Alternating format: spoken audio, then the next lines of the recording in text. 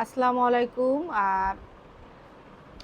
আজকে একটা গুরুত্বপূর্ণ বিষয় নিয়ে আলোচনা করব, সেটা হচ্ছে কাবিননামায় ১৮ নম্বর কলামে যদি স্ত্রীকে তালাকের আ ক্ষমতা অর্পণ করা না থাকে, তাহলে স্ত্রী কিভাবে তার স্বামীকে তালাক দিবেন।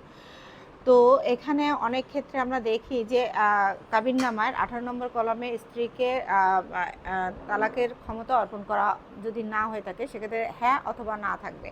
তো যদি হ্যাঁ থাকে, তাহলে আপনি ইজিলি আপনি কাজী অফিস থেকে এটা করতে পারছেন। কিন্তু যদি আপনার এখানে না লেখা থাকে, সেক্ষেত্রে আপনাকে কিন্তু বিবাহ বিচ্ছেদ করতে হলে, অর্থাৎ তালাক দিতে হলে আপনাকে কোর্টে বিবাহ বিচ্ছেদের মামলা করতে হবে। তো যুক্তিসঙ্গত কারণ আপনাকে উল্লেখ করতে হবে। যেমন ধরেন, আপনাকে নির্যাতন করে, অথবা আপনাকে ভরণ পোষণ দেয় না, দীর্ঘদিন আপনার সাথে কোনো খোঁজখবর নাই, শারীরিক অক্ষমতা, কিছু যুক্তিসঙ্গত কারণ আপনাকে উল্লেখ করতে হবে, যেটার জন্য আপনি তাকে তালাক দিতে চাচ্ছেন। কোনো তুচ্ছ কারণে আপনি তাকে তালাক দিতে পারবেন না। যদি তুচ্ছ কারণ আপনি দেখিয়ে তালাক দিতে চান, তাহলে এই তালাকের অর্ডারটা আপনি পাবেন না। তো আপনাকে অবশ্যই যুক্তিযুক্ত কারণ দেখিয়ে আপনাকে পারিবারিক আদালতে এই বিবাহ বিচ্ছেদের মামলা করতে হবে।